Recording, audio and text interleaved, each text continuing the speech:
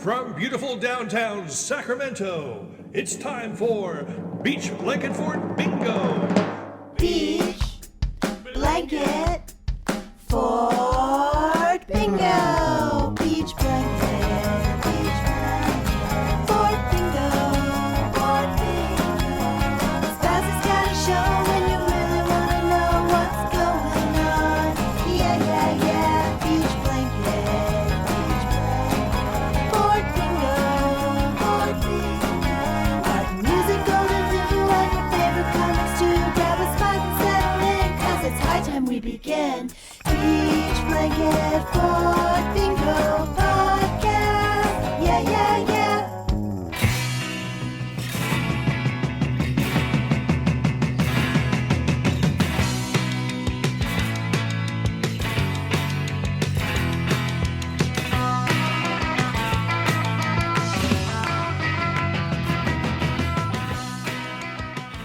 Hello and welcome to Beach Blanket Fort Bingo. I'm your host, Stephen Schnee. Before I introduce our very special guest, I'd like to introduce my co-host. Many of you know him as the nimble-fingered bass player from the Muffs, but not many people know that he began his career as a child actor. He was in high demand as a precocious thespian, but not many know that he turned down the role of Cousin Oliver on the Brady Bunch in order to pursue kindergarten. And apart from his work as a musician and actor, he's also a lean, mean dancing machine. We all know him as the toddler titan of terror and the god of thunder, but his real name is Ronnie Barnett. Welcome back to the Blanket Fort, Ronnie. That's it. No, Yeah. thank you, Steve. All true, as usual. Thank you. Thank you. Now, our very special guest on this episode of Beach Blanket Fort Bingo really needs no introduction. With a career that began in Why are you introducing me? Okay, with a career that began in Winston-Salem, North Carolina, more than 50 years ago, Peter Holsapple came to prominence in the late 70s as a member of pop combo, the dB's. Over the years, he's become one of the most respected and beloved songwriters of his generation. He's toured with REM, recorded with the Continental Drifters, recorded several solo albums, recorded 3 duo albums with his longtime musical pal, Chris Stamey, and reunited with the dB's on several occasions. Now that the dB's first 2 albums, Stands for Decibels and Repercussion, are being reissued for the first time on vinyl in the US, as well as on CD, by Propellor Sound Recordings, he's actually going to celebrate and mark this occasion by reuniting with his bandmates and doing a tour in support of these reissues.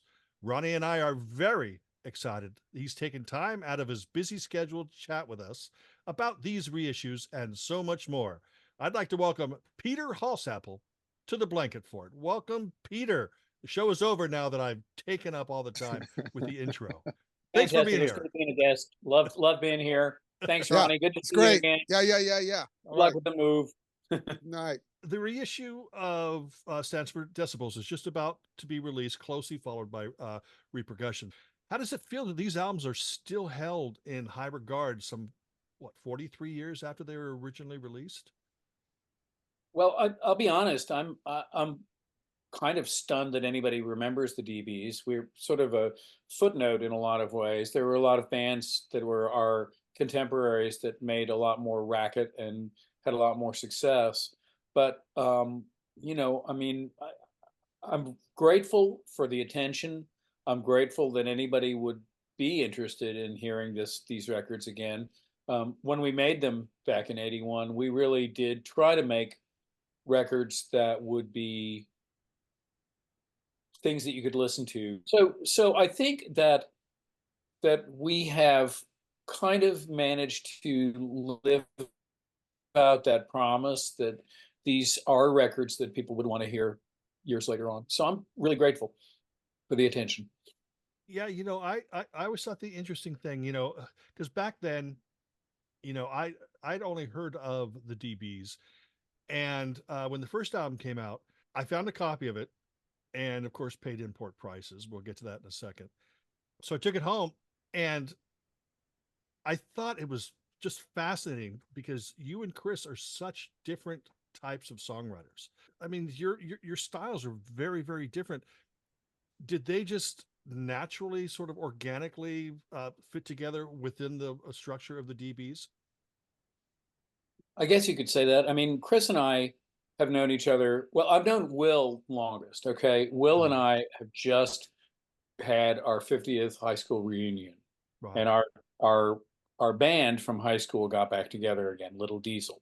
And you know, this was a band that was informed largely by the Move and the Flaming Groovies and the Velvet Underground and Lord Buckley and Lenny Bruce and just you know, but so there was that band. But before that band was a band that I had with Chris, with Mitch Easter, who you know from Let's Active, called Rittenhouse Square. And Rittenhouse was a band that was also very, very much informed by the Move and the Flaming Groovies and Mott the Hoople. And oh my gosh, every so often I run across the set list of we would do like 3 sets of all kind of interesting stuff, you know, Better by You, Better Than Me by Spooky Tooth. You know, I mean, and this is in Winston-Salem, North Carolina. Okay. So the general tenor there is Allman Brothers, Marshall Tucker, Leonard Skinner, which I get, you know, I mean, we're Southern City. So that's what people really wanted to hear.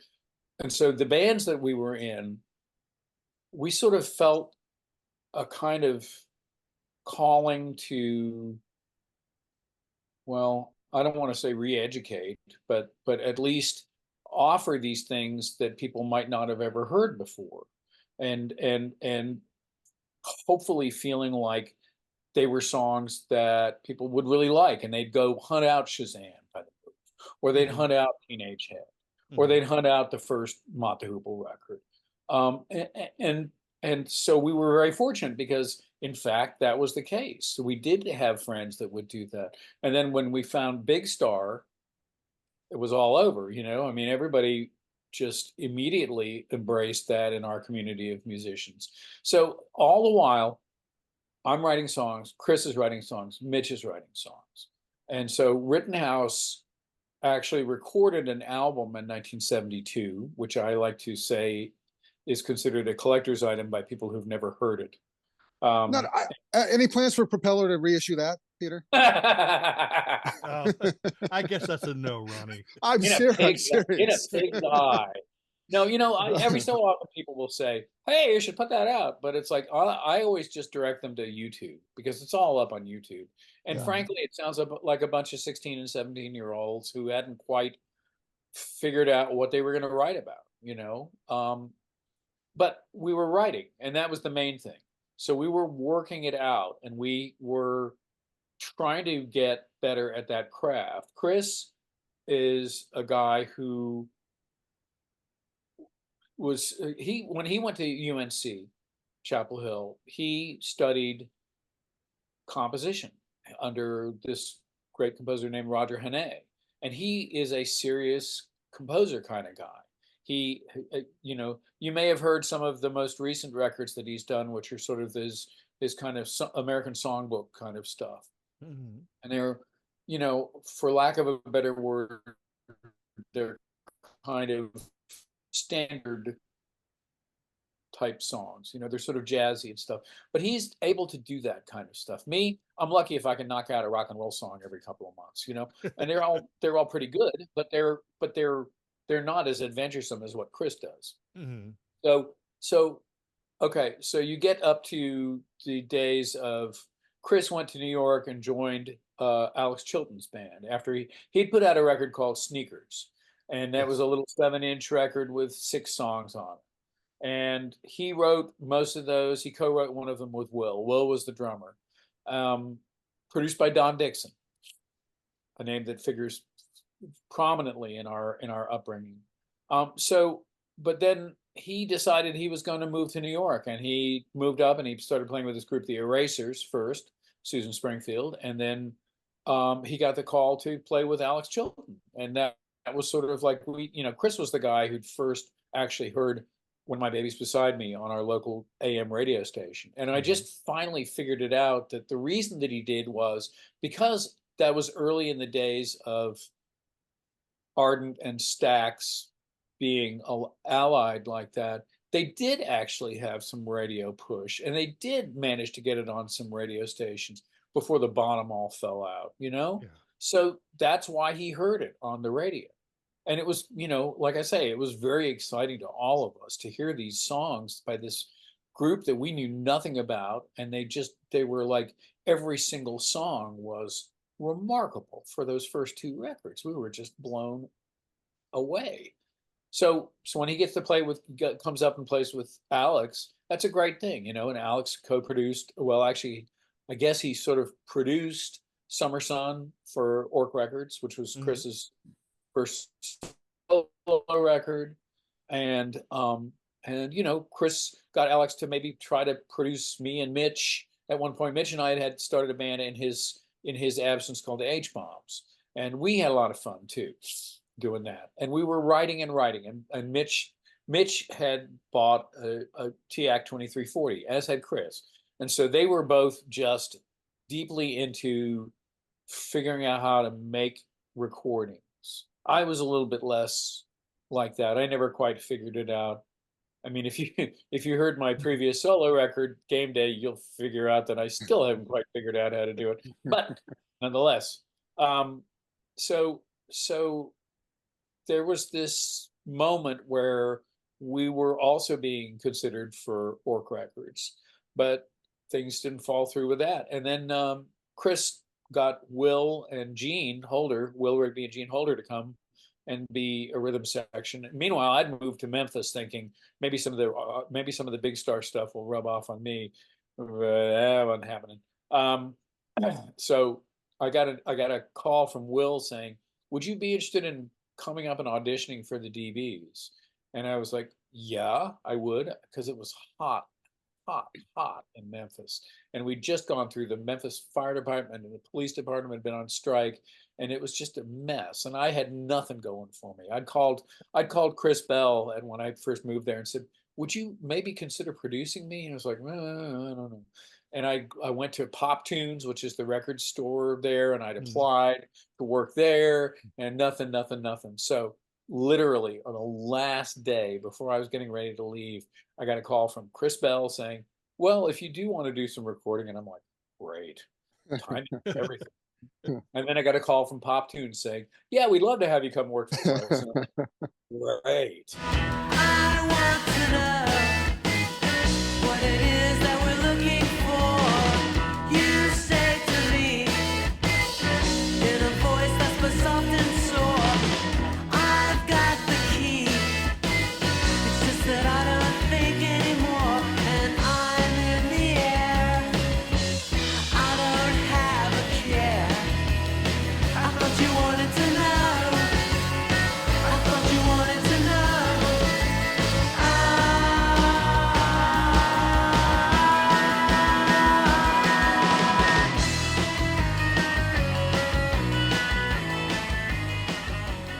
So I get on the plane and I fly to Winston, and then I fly up to New York, and I audition. dB's are a three-piece at this point, correct? That's correct. Peter? It was Chris Davey and the dB's, and they were playing a lot of shows. They Yeah. played like the original. The shows at Maxwell's used to be in the front room, which was the restaurant, before Steve moved everything into the back. So they played in there, and I think they probably played the Hot Club in Philadelphia, and I know they played Max's Kansas City and probably at CBGB's.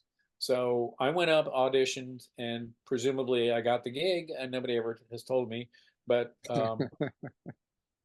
and so I'd been writing at the same time, and you know, ostensibly, I kind of went into this thinking, well,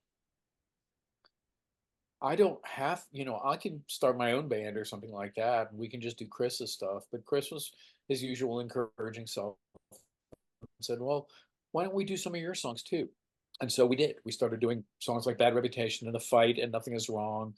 And I started writing more stuff, wrote Black and White, and that was a kind of an obvious one. And, you know, I mean, I'd originally been the keyboard player, right? On Chris's little Ace-10 Top One organ, right little organ.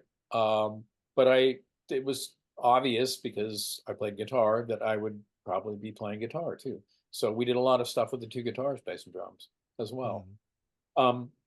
And it was great. I mean, we all spoke the same language. Growing up in Winston-Salem, being friends with each other before we got to New York, we had this whole vocabulary and we knew stuff. And we also, because of the fact we'd been in bands and had played and we'd written, we kind of came into New York, I don't want to say feeling our oats, but certainly feeling like DIY kind of thing. It's like a lot of bands up there at that point were like, this is my first band, this is my first guitar, I'm going to hit this sound, and that's going to be the song. And that worked for a lot of bands. But for us, we believed that we knew how to arrange, and our biggest problem was we couldn't sing very well. So we got around that by singing loud. Every time I look into your big brown eyes, I get paralyzed, paralyzed. Every time you take a step down, every time I think about the 1,000 guys who want you, I realize. Every time you take a step down, you give me something to think about. I'll give you something to live without, and you give me something to take the day away.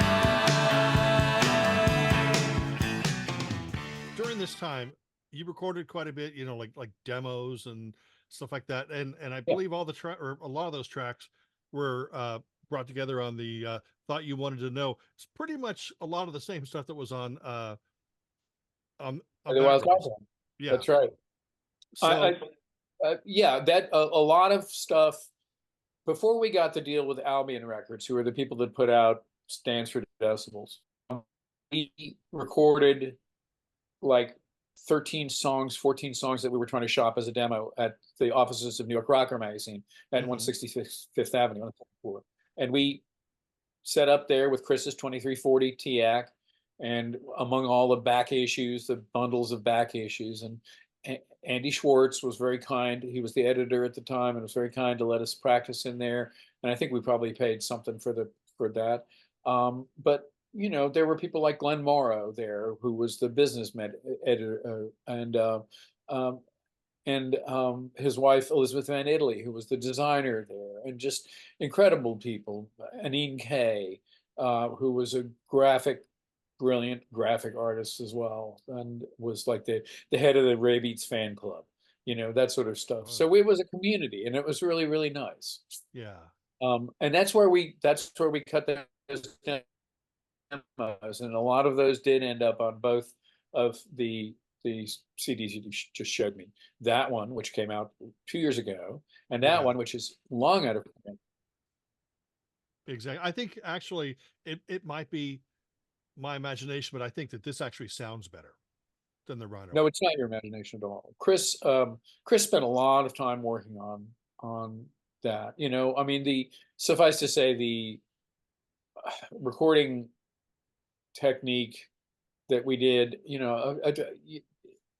things on a 2340 sound like they're on a 2340. There's stuff on there that was recorded, I think, at a little 8-track studio in Soho called Zayami Studios, and it just, you can only do so much to make it sound great. But Chris really worked hard. He went for the thing that blew my mind about the stuff on, I thought, 1978 to 1981 is the live stuff that Chris was able to find. Yeah. Because I generally thought we kind of sucked live. And more often than not, we did. We had gear that wouldn't stay in tune. We played at M80, which was the first new wave rock festival, and it was in the Field House at the University of Minnesota in Minneapolis. And besides taking a bunch of Quaaludes before we played, I couldn't get my guitar to stay in tune. It was just a mess. It was a total mess. But, it was a great experience getting to go up there. Gary Valentine's band, The No, was there.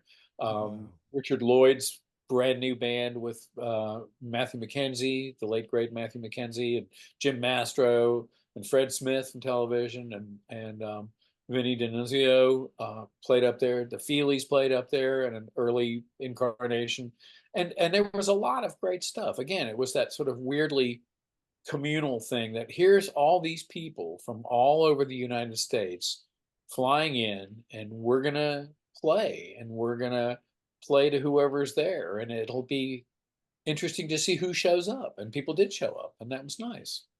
That's So amazing. we felt like it was a little bit of like, what would you say, kind of confirming that we were on the right track. Right. dB's did a lot of Quaaludes, though. That's what we've learned from that story. Well, I did. I was really the drug problem in the band. Nobody else. I don't enjoy you anymore. Well, I guess I just don't enjoy you anymore. Well, I guess it's all let out in black and white. You don't like it at all.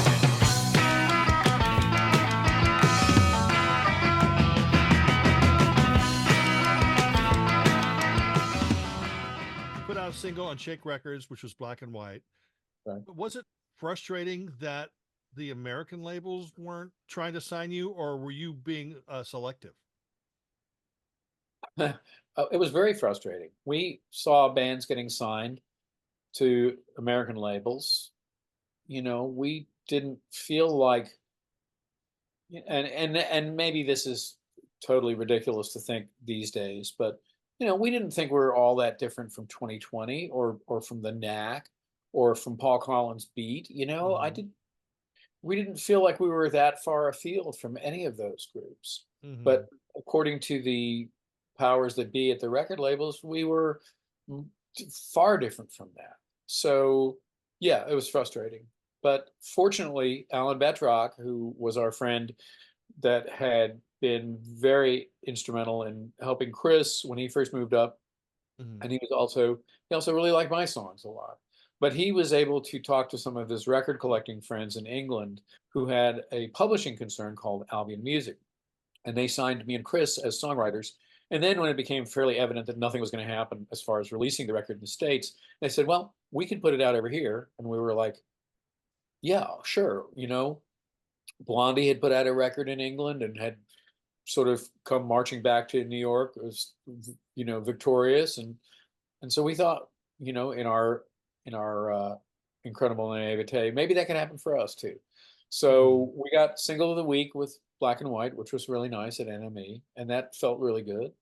And they decided they would put it out, and they were a remarkable label. They had a great staff. They loved us. They were really sweet to us. We were probably kind of pushy and demanding a little bit. They were always looking for interesting things. Like they put out the first album in a can, in a bean tin. Have you ever seen that? There you go. Yep.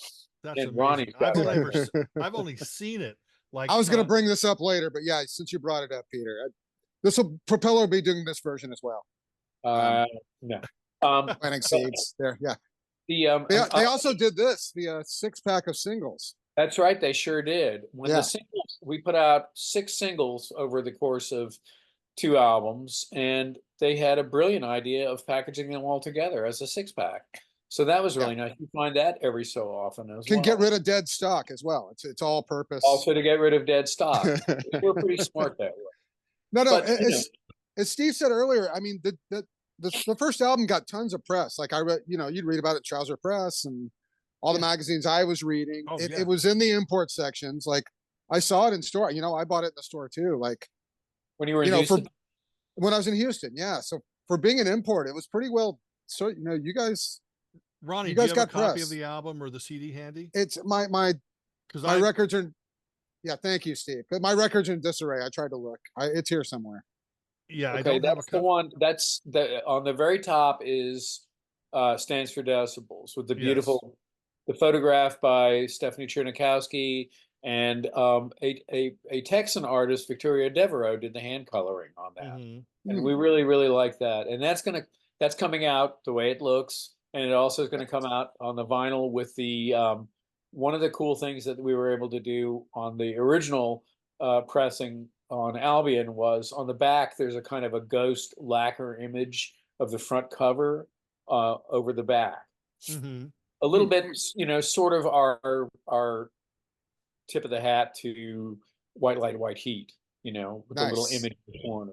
So I've always yeah. had a question about that cover, Peter. Now, Will on that cover, I never saw him with that haircut or looking like that ever again. Yeah. What's the question? Oh, That was, yeah. that was him. Okay, it's a statement then. Yeah. Okay, here's the other thing about that cover that I wanted to point out is that I sort of wanted to kind of do the Neil Young thing from the Buffalo Springfield record. So I'm looking in a different direction from everybody else. So that was my little tribute there for that. But yeah, Nice. we went through a lot of different tonsorial phases, Yeah. When I moved up to when I moved up to New York, I still had the last vestiges of a curly perm that my abusive college girlfriend had bought for me, and it had finally grown out. But boy, oh boy, yeah. So there's some pictures that you see periodically, like of me Yeah. sitting with I'm actually playing a guitar that belonged to Alex Chilton. It was a Stratocaster with a black pickguard that I think he finally ended up taking back from Chris and giving to Ivy Rorschach. So she may still have that. Yeah. But Wow. yeah, many different hairstyles.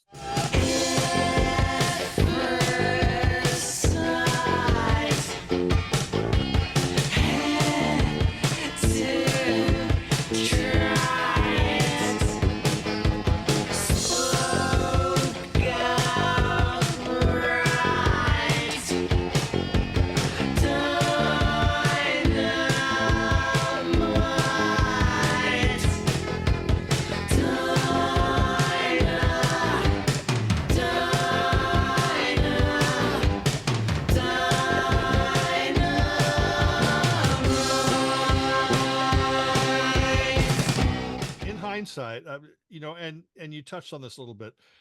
I mean, the dB's have been classified as many things: post-punk, jangle, quirky pop, and power pop. Now looking back at it, do you hear that you were completely, entirely unique? Certain members of the band bristle at the term power pop, Yeah. or jangle pop. And I get that, I understand where it comes from. And I also understand that is that kind of pigeonhole thing that people like to do with a group, I mean, I don't know. Ronnie the Muffs probably got power pop a lot too, right? Or Yeah. not. Or no, or punk or garage or yeah, but you all were so different from any of that stuff. You were unique and unto yourselves. And so I don't know. It's a convenient label for people that don't really want to. I guess for people that really have to have something like that, it's like the sticker on the cover of the record, because God knows you wouldn't know what it is unless there was a sticker saying, if you like REM, yeah, right, that sort of shit. Yeah, I never could, I guess my opinion of power pop is completely different. Now, first off, I will tell you this, that almost every single artist that we probably know as power pop, I'd say of all the ones that I've interacted with over the years or read interviews with, 92% of them bristle at power pop, the term power pop. They actually say they're not power pop. I totally understand, because it is, you don't really want to be pigeonholed, but the dB's, even listening back today, this is what, 43 years after the first album? Yeah, 43 years.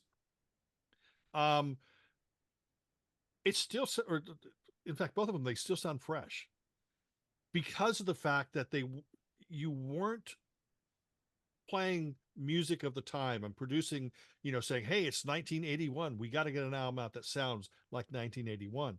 A lot of the bands that came out in 1981, they sound like they came out in 1981. None of the dB's albums sound like they came from that era. They could have been recorded a few years earlier. They could have been recorded 20 years later. And I think that's probably why a lot of people have really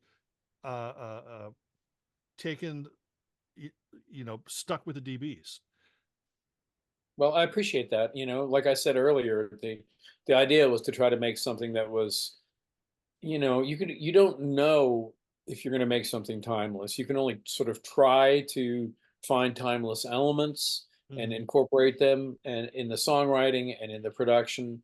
And we were very blessed to have someone like Chris at the helm, who really knew what he wanted things to sound like, and he was able to direct our engineers and our mixing engineers to come out with the things that they did. And I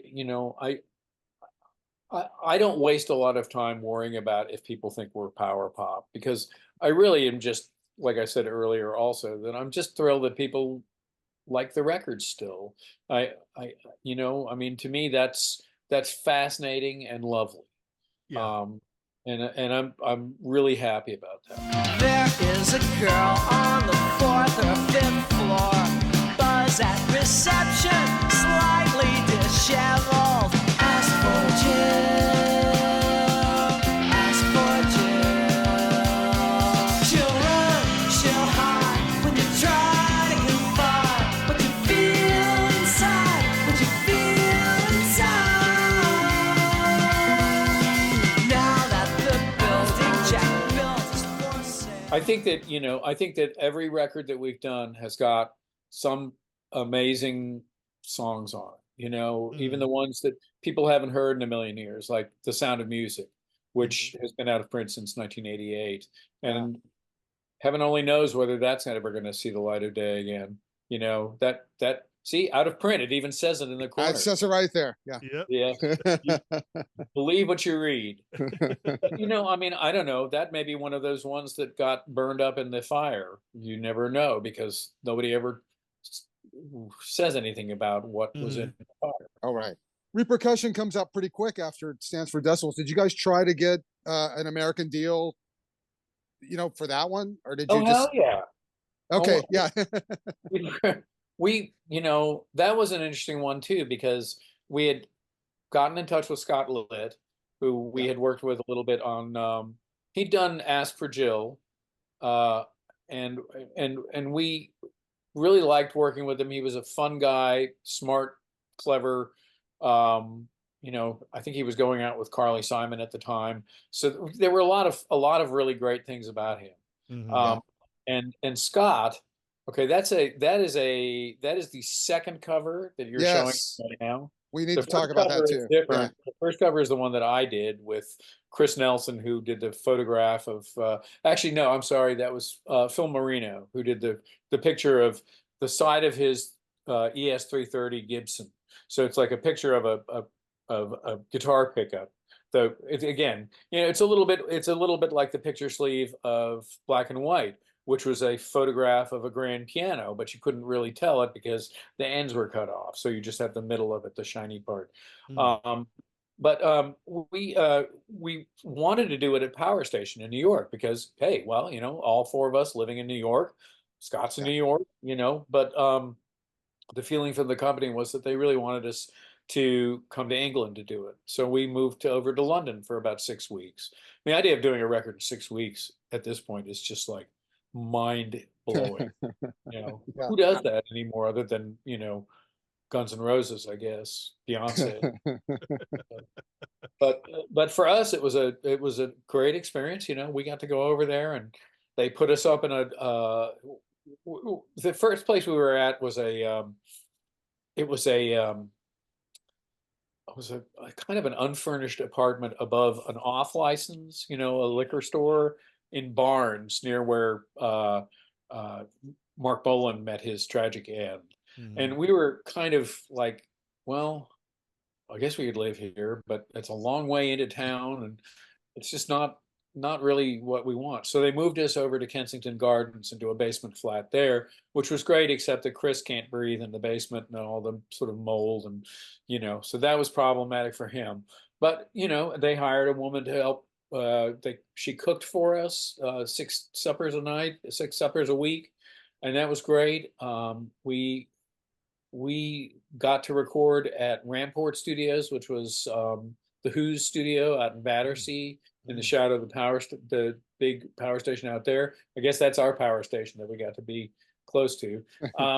And you know, I mean, it was all kind of fascinating. I really liked Ramport because they had Duel on video, and that's my favorite movie of all time. Oh, So that's awesome.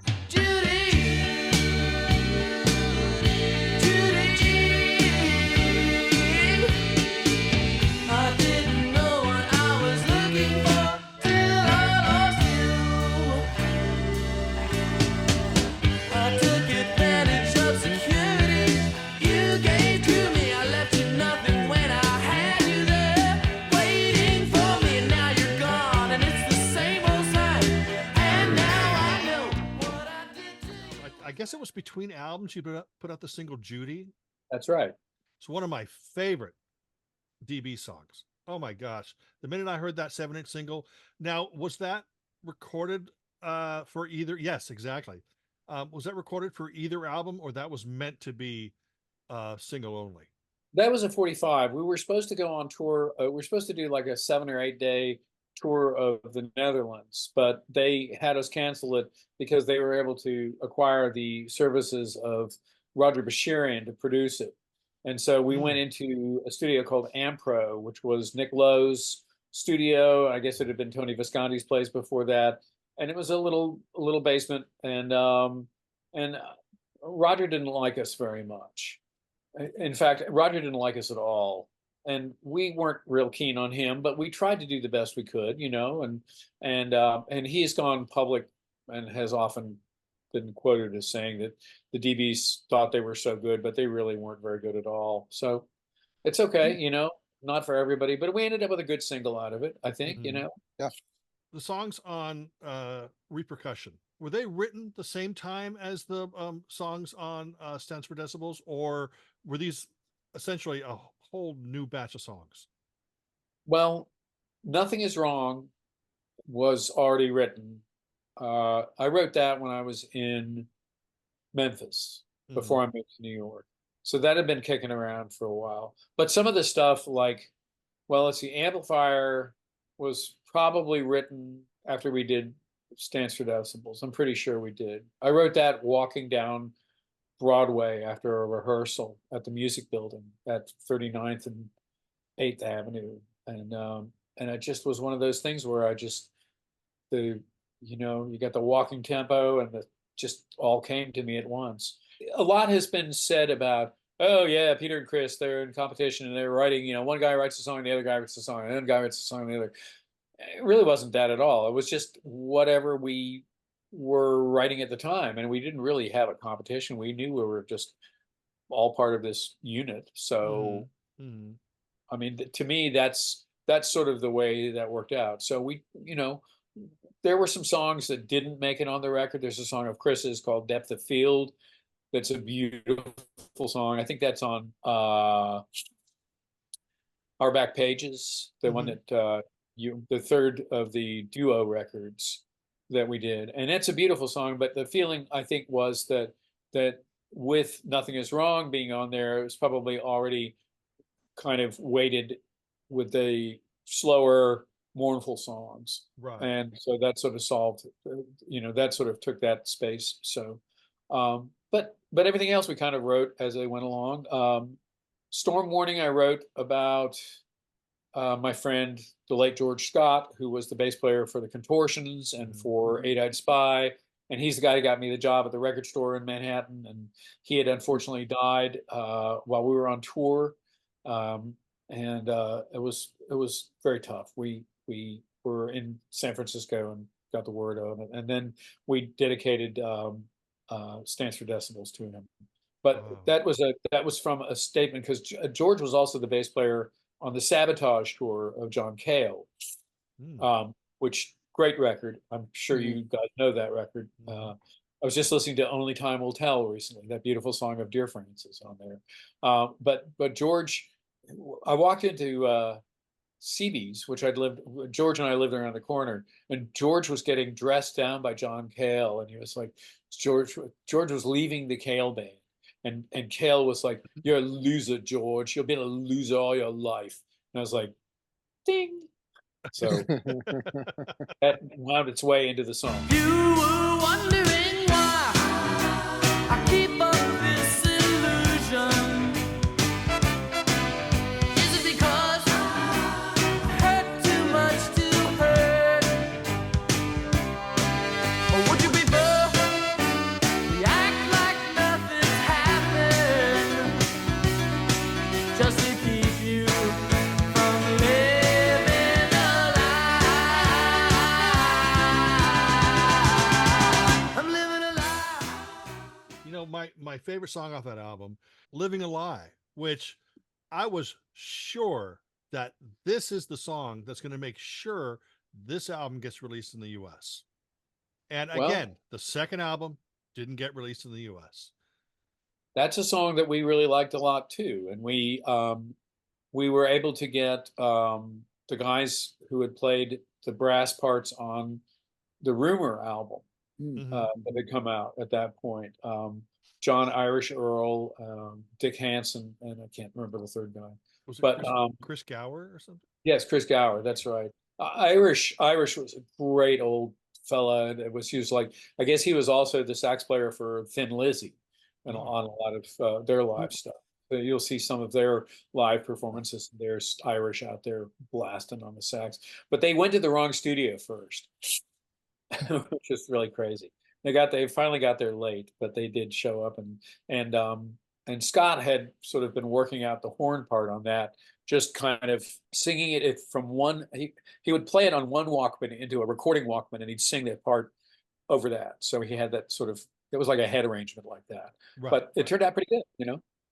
Yeah, no, it's see, I thought that Repercussion was definitely a more accessible album. I don't want to say commercial because commercial Well- sometimes sounds like it's a negative term, but it's a much more accessible record that I thought this is going to be the one that's really going to bring people in. And I think it's a more cohesive sounding record because it Mhm. was all recorded all at the same time. Yeah. Stands for Decibels had been recorded, you know, when the money would come in. So we'd get 3 songs recorded, we get 6 songs recorded, we get 9 songs recorded, and we took it to different people to mix it. You know, Martin Rush mixed some of it at his Mhm. studio in Goring on Thames and stuff.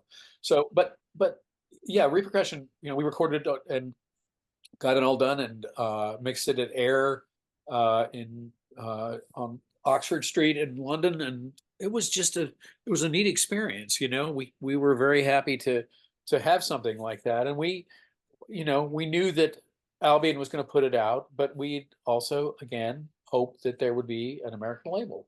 With all this attention, are you guys like playing huge gigs in New York at this point? Oh no, we we got to tour. We toured opening for Dave Edmunds after the first record came out, which was great fun. That was when DE7 had come out, and so Wow. he was having some success there. You know, he was doing the Springsteen song, and we came back. And we're playing all the same places we'd played. I mean, we'd go out on the road. We'd play at the old Cat's Cradle. We'd play at the old 40 Watt. We'd play in Chicago. You know, it was hard Yeah. to, you know, we got to Los Angeles once. Mm. And and it was, I want to say it was like Halloween, because when we were coming in for the airport, we were like, "Do people really dress like this? Oh my God." And then I think that the star quotient for that evening was that I think Russell Mael showed up at our show, which was really cool because Yeah. I'd been a huge Sparks fan growing up. So that was pretty exciting. But Where was that? Where was that LA gig? at the Whiskey A Go Go. Oh, gotcha. So, Amazing. but we didn't, you know, I mean, when you're New York based, it's really hard to get across the country. It was a lot easier at that point probably to get to England in some ways. I know a lot Yes. of times we did the Delta thing where you would have to fly through Hartsfield. Every place that you went, you had to fly. So if we played in Los Angeles, if we wanted to play in San Francisco, we'd have to fly back to Atlanta and then fly to San Francisco. So Right, Yeah. right. it took some doing. to say the least. Danny went home and killed himself last night. She'd taken everything. She'd taken everything. Danny went home and killed himself last night. She'd taken everything. She'd taken everything. She took his car. She took his bike. She took everything she thought he liked. And what she couldn't take, she found a way to break. But she left this amplifier. But when you look back at both of these albums, do you have a preference? Like which one that you think best represents the dB's? Oh gosh, you're gonna make me pick a favorite child, aren't you? Yeah. Well, you Well, can just defer to I Ryan. like them. I like them both very much, and I find fault with both of them. Mhm. You know, it's hard to say. There's a fondness that I have for Stands for Decibels, that because it was the first legit album I was a part of. You know, I was, what is that? What, it came out in '81, so I was 25 at the time, and it just felt like, wow, maybe I could do this. Maybe I don't have to work in a record store all my life. Maybe I don't have to be a journalist. You know, we'd gotten these nice reviews and people seemed to like the songs a lot. And, you know, I said to myself, well, maybe we'll be able to learn how to sing one day. And I think we have. We've learned that. But you know, I mean, it's just that weird feeling of like, this is your, you know, and I discovered this also. I did a house concert tour a couple of years ago, just me and my little Silvertone guitar Mhm. and a Fishman loud box and a microphone. And I played all up in the Northeast, and it became really evident that despite my body of work, and there's a body of work without a doubt. Yeah. You Mhm. know, I've done 2 solo records. I've done I did 3 records with this wonderful band, the Continental Drifters, that was like my family for years. I've done 3 duo records with Chris. I've played on everybody and their dog's record as a keyboard player or accordion or whatever they need at the time that they don't feel comfortable with, you know. But really the stuff that people want to hear is those first 2 dB's records, because that's the first thing that they know that you did, I think. And I wasn't sure how to feel about that at first, just because it felt like, well, don't you want to hear Invisible Boyfriend? Don't you want to hear something off of Out of My Way? Don't you? Where have I been this whole time? You know, do I only exist in this 81 to 82 continuum? And it isn't so much that, it's really just that those are the records that people first heard. You know, those are the records that the college radio disc jockeys brought their import copies in that they'd gotten from Gem, and you know, paid, as Ronnie was going to say, paid through the wazoo to purchase. You know, I mean, I worked at a record store in New York, and I was like, how do I sell these records of mine to people? Because I don't know whether they're going to be $9.99 or $23.99 each week. So I would have to do things like, well, how about this? Here's the first 2 XCC records. They've just gotten reissued. They're $3.99 a piece. Why don't you see if you like those? Here's a Squeeze record. It's $3.99. If you like these, then maybe you'll trust me enough and you'll want to try one of my records also. And maybe you'll get it in the cycle when it doesn't cost $23.99. Yeah. And so that ended up being the case, you know. One more question, Peter. Yes, Whose idea was to have the small D and the big B? You know, that would have been Chris Stamey's idea. And also, don't forget the apostrophe. the apostrophe, Yes. of course. Yeah. Yes. It became kind of an albatross around our neck in a lot of ways. I remember at one point we had stuck in our contract writers for live shows that if we explained you could hang a capital B, a capital P upside down, and that will work as a lowercase d. But Lord knows we got all kinds of misspellings, DEEBEES. You know, Yeah. I mean, what are you going to do? You can only do what you can. Well, that's it. I'd like to thank our special guest, Peter Holsapple from the dB's. Definitely check out the reissues of both Stands for Decibels and Repercussion coming out on Propeller Sound Recordings. We really appreciate Peter being here. We appreciate you watching this episode, and we will see you next time on Beach Blanket Fort Bingo. Goodbye, everybody. Happenstance we fell into the off-the-cuff trauma. All I ever wanted was to make you so damn happy. But my mother knows what's best, she said. My mother knows what's right. So run back to your mother, out of mind, out of sight. Think for yourself, think it through. Don't let her live for you. Think for yourself. Think of me. Think of what I'm saying. Think for yourself. Think. Peter, I just want to say, so repercussions. Am I saying that right? By the way, is it repercussions or repercussions? It's actually repercussion singular. Repercussion. Thank you. Singular. I sorry I screwed that up. Can you That's edit that out, Steve? No, Just kidding. I'm leaving it in, Ronnie.